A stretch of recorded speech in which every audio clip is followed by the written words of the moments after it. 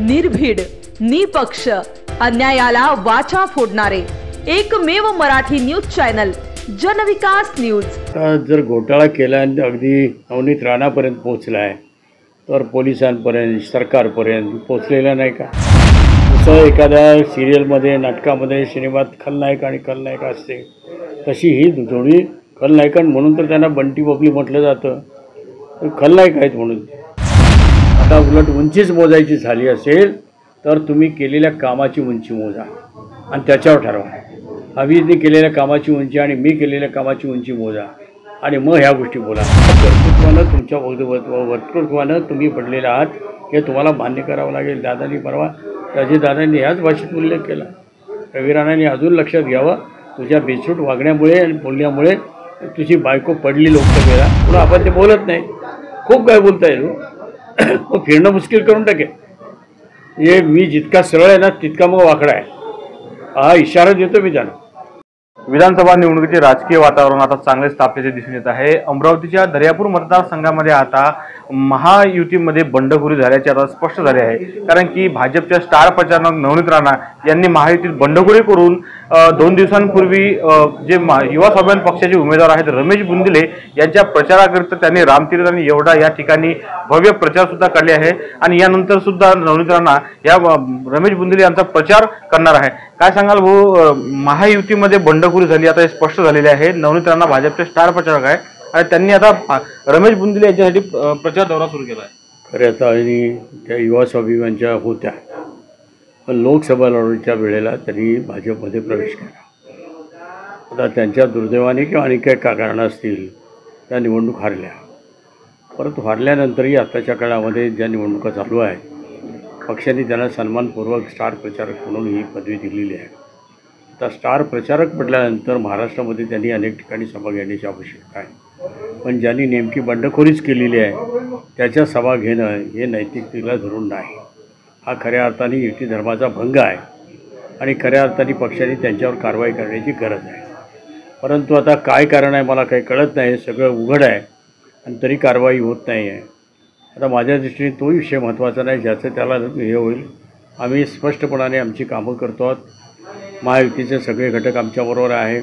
भारतीय जनता पार्टीसुद्धा जवळपास 95-98% लोक आमच्याबरोबर आहेत, पदाधिकारी आहेत, कार्यकर्ते आहेत, त्याची आम्हाला चिंता नाही आहे। पण हा युती धर्माचं कुठंतरी उल्लंघन केलं जाते, याची दखल घेण्याची गरज आहे एवढं मला जाणवतं।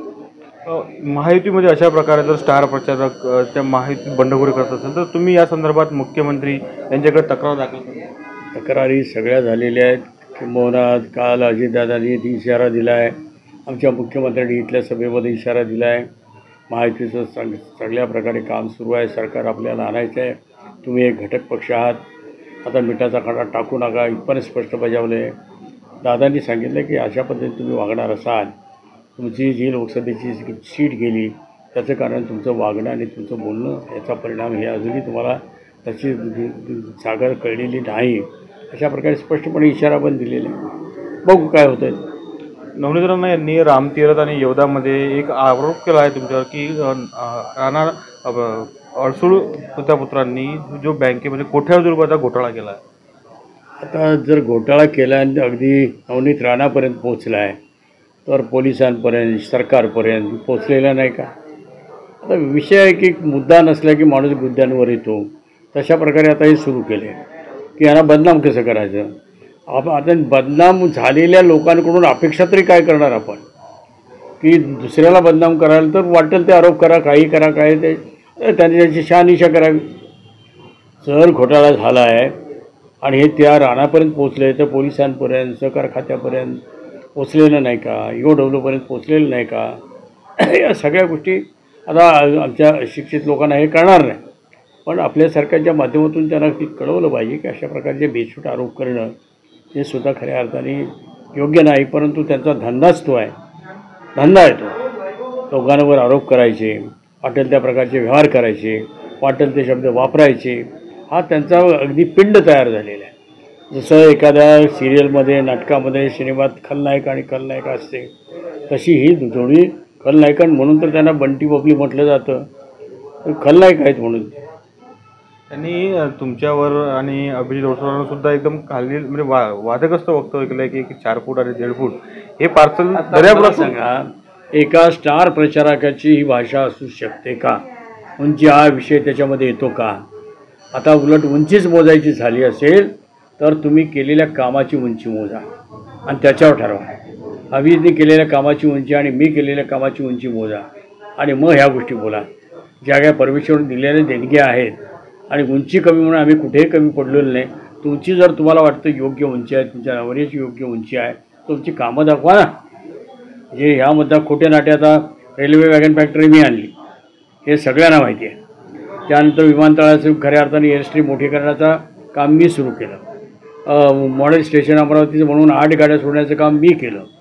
त्यानंतर त्याच्याबरोबर नरकट रेल्वे लाईन मी सुरू केली.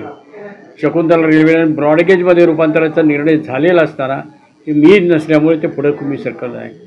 हे सांगा ना तुम्ही. दुसऱ्यांनी केलेल्या कामाचा उल्लेख. आता लोकांचं बिचारायचं काय असतं, त्यांना काय माहिती नसतं. अरे हो, केला असेल.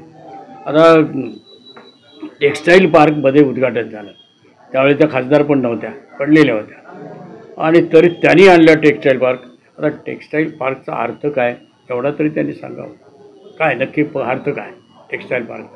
हे बोलायचं म्हणून बोलायचं, आरोप करायचे, दुसऱ्याला बदनाम करायचा प्रयत्न करत. मग बदनाम आणि दुसऱ्या बदनाम नाही होऊ शकत.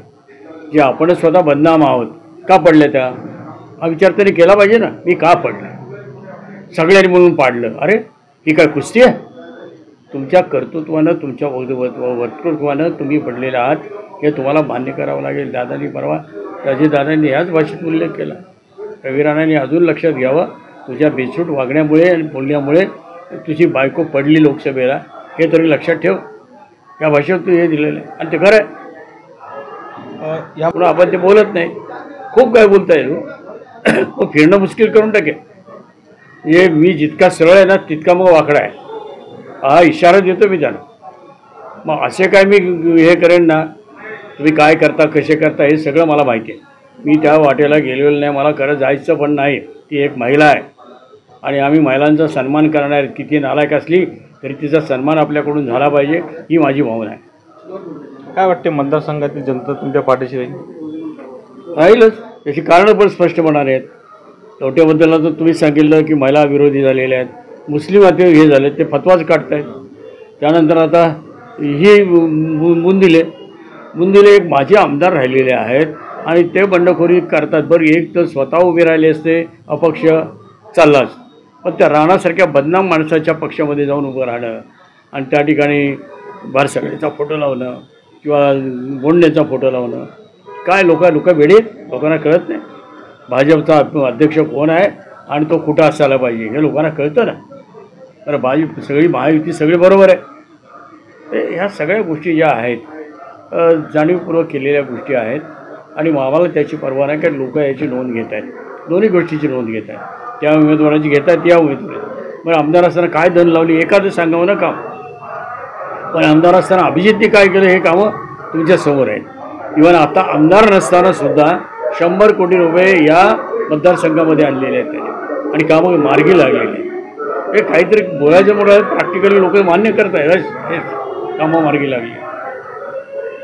धन्यवाद. तर हे होते आनंदराजे अडसूळ यांनी सांगितलं आहे की नवनीत राणांनी ज्या टीका केलेल्या आहेत त्या टीकावर आनंदराजे अडसूळ यांनी सळतोड उत्तर दिलेले आहे आणि राजकारणात इथल्याही खालच्या पातळीवर टीका करू नये, अन्यथा आमच्याकडे सुद्धा सर्व मटेरियल असल्याचे सुद्धा आनंदराजे अडसूळ यांनी रवी राणांना हा एक निशाणा दिलेला आहे. मी किरण होले, जनविकास न्यूज, दर्यापूर. राज्यातील राजकीय घडामोडी व विविध क्षेत्रातील बातम्या पाहण्यासाठी आजच आमच्या जनविकास न्यूज चॅनलला सबस्क्राईब करा आणि रहा रोज अपडेट.